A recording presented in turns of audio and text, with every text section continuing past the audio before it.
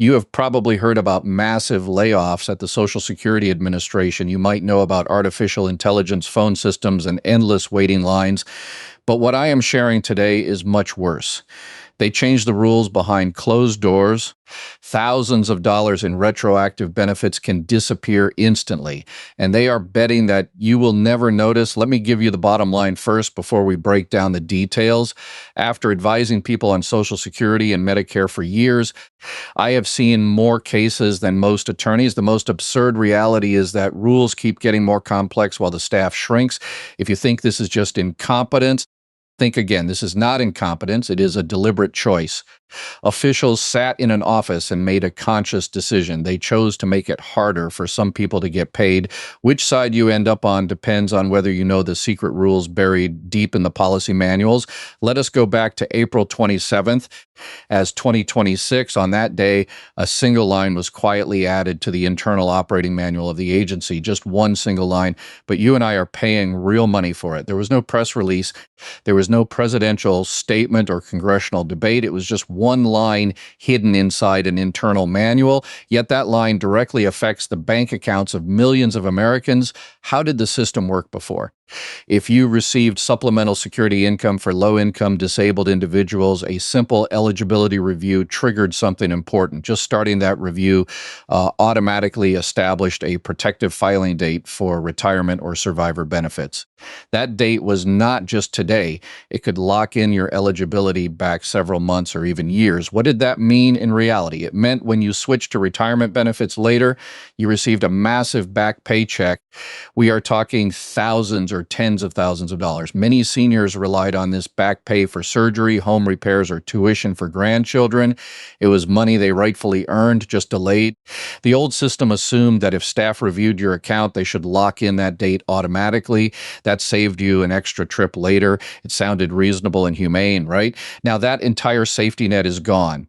After April 27th, 2026, the new policy is brutally clear. Starting or completing an income review form no longer protects your filing date for retirement or survivor benefits. You must explicitly state your intent yourself. You must clearly say the exact words to a representative. You must say, I want to apply for retirement benefits, or I want to apply for my child. Leaving out a single word ruins it. If you say you are thinking about it, that does not count. If you passively answer staff questions, that does not count. If a worker asks if you might qualify for other benefits and you just say yes, that does not count either. Even if you write your child name on a form, if you forget to add that you are applying for them, your child loses months or years of retroactive pay. Let us look at a real-world example. Imagine you are a 64-year-old receiving benefits. A representative calls to review your income eligibility. Under the old rules, that phone call instantly locked in your filing date, sometimes going back a full year. Under the new rule, you talk for 20 minutes, answer every question, and hang up. You feel confident that you contacted the agency and they know your situation. In reality, your protective filing date remains completely blank. You have nothing locked in. 6 months later, when you formally apply for retirement, your retroactive pay starts from that day only. What is the actual price of that mistake? It could cost you a full year of retirement pay worth perhaps $20,000. All because you did not say those specific magic words on the phone. The most alarming part is how they shifted all responsibility onto you without announcing the change. The agency released no news announcements. They sent no letters to benefit recipients. They ran no advertisements on television.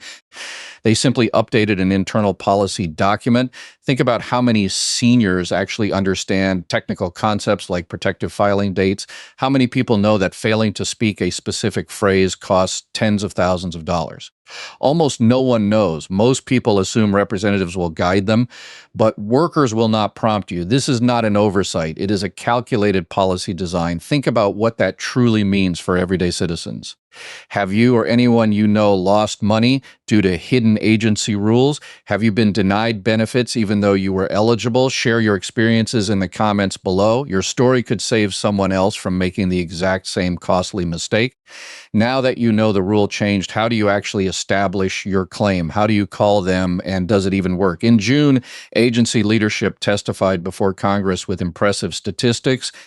Officials claimed average phone wait times dropped from 42 minutes to under 5 minutes, an 89% reduction. They stated field office wait times decreased by 30%. Every word was presented as official testimony. Watching congressional hearings, you might think the agency fixed its issues and everything was back on track, but what is the reality on the ground? Media reports from July revealed a very different story.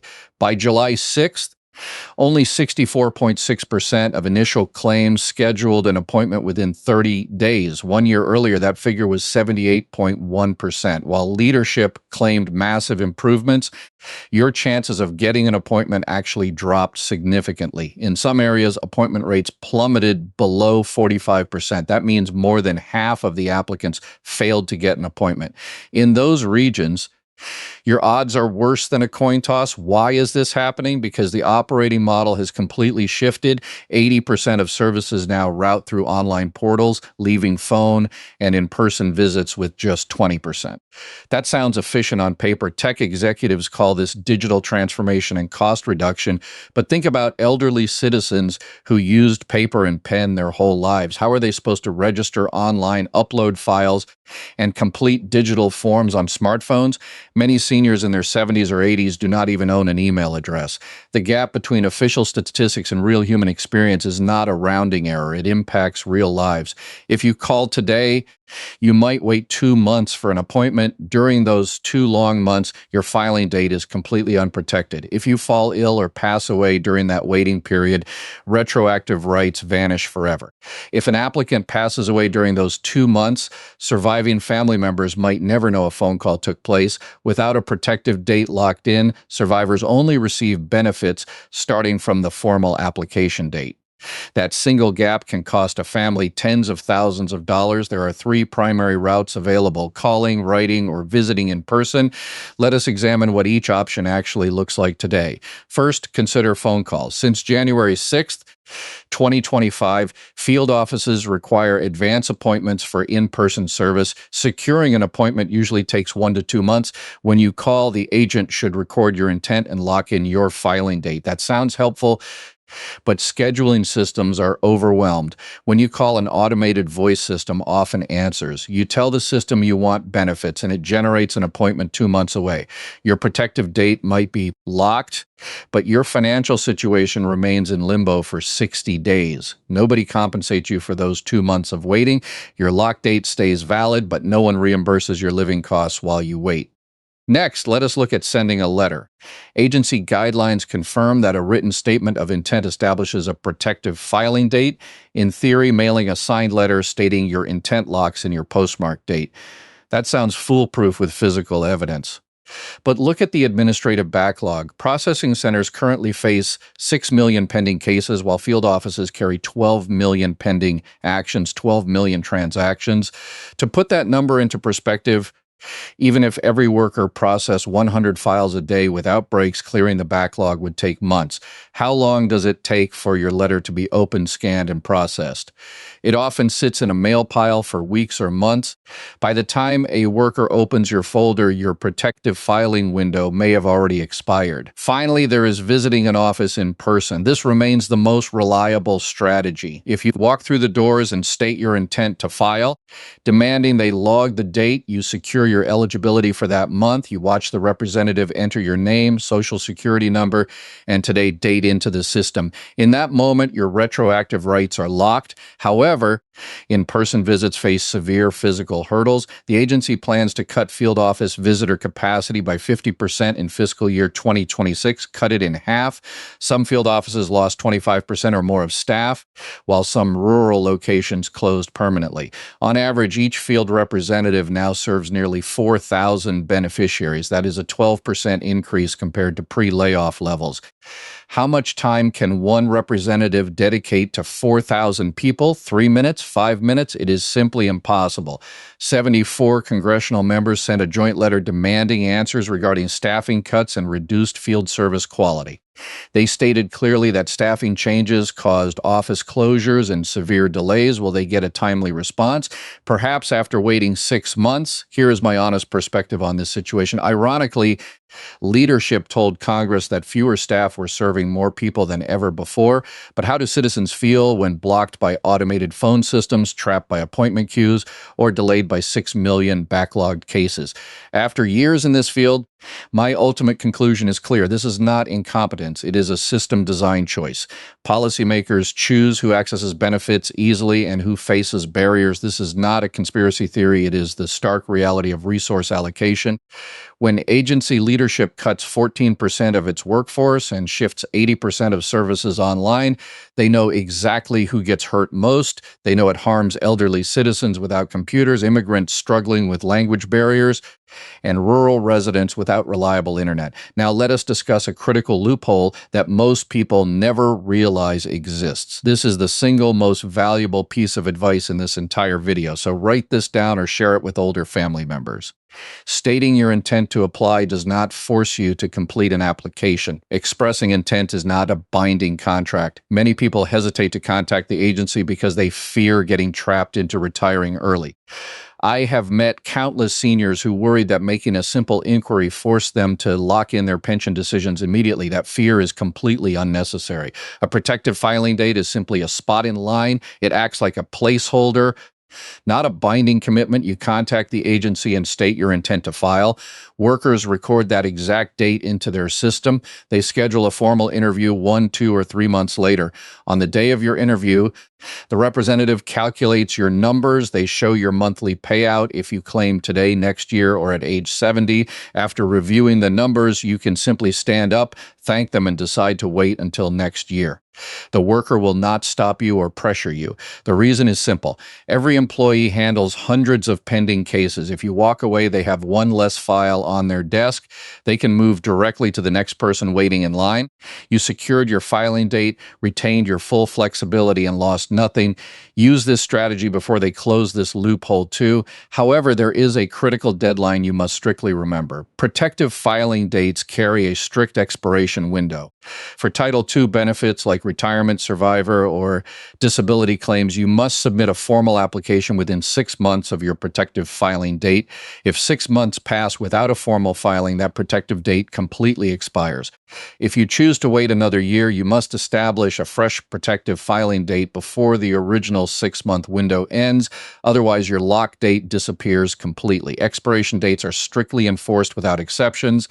Next, consider 2 mandatory exceptions where deemed filing rules apply automatically. Under regulations established in 2016, anyone born after January 1st, 1954, who applies for retirement or spousal benefits is deemed to apply for all eligible benefits simultaneously. You cannot cherry-pick benefits. Applying for one benefit automatically triggers claims for every eligible option. You cannot choose spousal benefits alone while letting your personal retirement benefit grow until age 70. Once you apply, all options are locked in at once. The rule was created to prevent people from maximizing multiple claims sequentially, but it leaves many applicants stuck without choices. Fortunately, survivor benefits are exempt from deemed filing rules. A surviving spouse can claim reduced survivor benefits at age 60 while allowing their own retirement benefit to grow by 8% annually until age 70. The agency will never notify you when you reach age 70 to switch claims. You must proactively file a new claim yourself. Missing this action costs people tens of thousands of dollars. The second mandatory exception involves supplemental security income recipients turning age 62. Supplemental security income serves as a final safety net for low-income individuals. In 2026, the maximum monthly benefit is $994. If you receive supplemental security income and reach age 62, federal law mandates that you apply for retirement benefits if eligible. Similarly, if you qualify for survivor benefits at age 60 while receiving supplemental security income, you must apply for them immediately. Supplemental security income only pays remaining gaps after all other potential benefit options are claimed. Trying to bypass this rule will result in benefit denial or severe payment cuts. Congress wrote this mandate directly into federal legislation. Now, Let us switch to Medicare coverage. Here is a life-saving strategy you should save for future reference. If you lose employer health coverage after leaving a job and need Medicare Part B immediately, do not apply online or call the toll-free number. The most effective approach is visiting your local field office in person and declaring a dire need. Official policy defines dire need scenarios clearly. These include lacking food or funds for food, lacking access to required medication or medical treatment, or lacking shelter. Broadly speaking, if lacking Part B prevents you from getting prescription drugs, undergoing surgery, or seeing a doctor, you meet dire need criteria. Declaring a dire need changes processing procedures immediately. Your file receives a special priority tag, removing it from automated queues for manual processing. Why go in person instead of applying online? Because staffing cuts and automated processing have created massive delays. Official audit reports revealed that 87% of sampled overpayment errors resulted from agency calculation mistakes. Trusting an automated system with an 87% calculation error rate during a medical emergency is risky. If you cannot afford medicine or face canceled surgeries, explain your situation directly to staff. Under written policy, representatives must expedite dire need cases. This is a legal right, not a favor. However, keep the 8-month special enrollment period in mind. The window begins when employment ends or group coverage stops, whichever happens first. Applying even one day after 8 months triggers lifelong financial penalties. Another common mistake involves delaying Medicare Part B past age 65 due to employer group coverage. When re-enrolling after retiring or leaving a job, you must submit 2 essential forms, CMS L564 and CMS 40B. Missing either form creates severe processing delays. Form CMS L564 is crucial. You complete Section A with your personal details and give it to your employer Human Resources Department to complete Section B. This form proves continuous coverage under an active employer group health plan since age 65. It verifies active employment, distinguishing it from retiree or COBRA coverage. Missing this verification sends your application back to standard processing queues. Proving continuous coverage protects you from lifelong Part B penalties. In 2026, the standard monthly Part B premium is $202.90. Delaying coverage without qualifying insurance incurs a 10% penalty for every 12-month period. A 2-year delay adds a 20% penalty, increasing your payment by $40.58 every month permanently. A 7-year delay incurs a 70% penalty, driving monthly premiums up to $344.93. Over 10 years, that penalty alone costs over $40,000. Pay close attention to 2 easily overlooked details regarding Medicare penalties. First, COBRA and retiree health insurance do not qualify you for a special enrollment period. Maintaining COBRA after leaving a job does not allow you to delay Part B penalty-free. Only active employment group health plans qualify. Paying COBRA premiums will not protect you from lifelong Part B late enrollment fees. Second, prescription drug coverage notices do not replace Form CMS L564. Part D creditable coverage notices prove drug insurance only. They do not fulfill Part B employment verification requirements. Receiving a creditable coverage letter protects against Part D penalties, but it will not save you from Part B penalty charges. To safeguard your benefits, preserve 2 distinct categories of documentation starting today. First, save annual Part D creditable coverage notices from your health plan administrator. Second, collect evidence proving active employment health coverage, such as completed CMS L564 forms, employer letters, pay stubs, W-2 forms, or explanation of benefit statements. If your former employer closes or loses records years later, alternative evidence like tax filings or bank statements will be required, delaying approval significantly. Here is a practical tip from experienced advisors. Write special enrollment period prominently in red at the top of forms CMS L564 and CMS 40B. Marking forms clearly prevents staff from routing your documents into general processing queues, reducing the risk of improper late penalty charges. Clear physical markings speed up processing in bureaucratically bogged down systems. Every delay, administrative backlog, missed appointment, and unexpected penalty stems from one major root cause: Between January 2025 and 2026, the agency experienced the largest workforce reduction in its history. Over 7,100 employees left the agency, representing nearly 14% of its workforce. This reduction exceeded initial targets to cut 7,000 positions. Employee unions confirmed this was the largest staffing cut in agency history. Removing 7,100 claim processors directly impacts a federal system serving 70 million citizens. The operational consequences have been severe. Senate investigation data revealed that field representatives now average nearly 4,000 beneficiaries per staff member, a 12% surge in workload. Certain local offices lost over 25% of staff, forcing complete closures in rural communities. 74 congressional representatives issued a joint inquiry highlighting declining service standards, reduced field hours, and growing delays.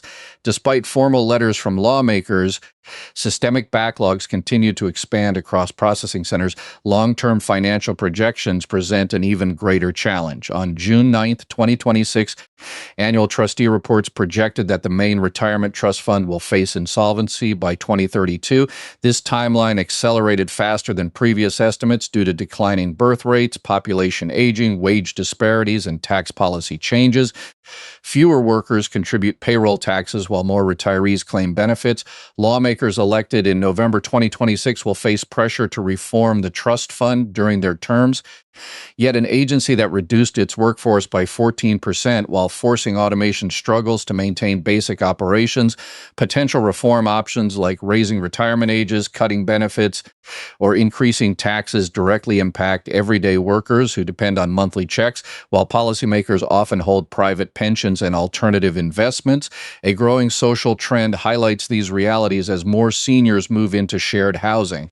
Individuals in their 60s and 70s are rooming together to split rent, utilities, and medication costs. This is far from the comfortable retirement many envisioned decades ago, which included traveling or spending time with family. Instead, living with roommates becomes a practical necessity to manage monthly expenses. After paying taxes for decades, many retirees adjust their living arrangements simply to cover essential bills.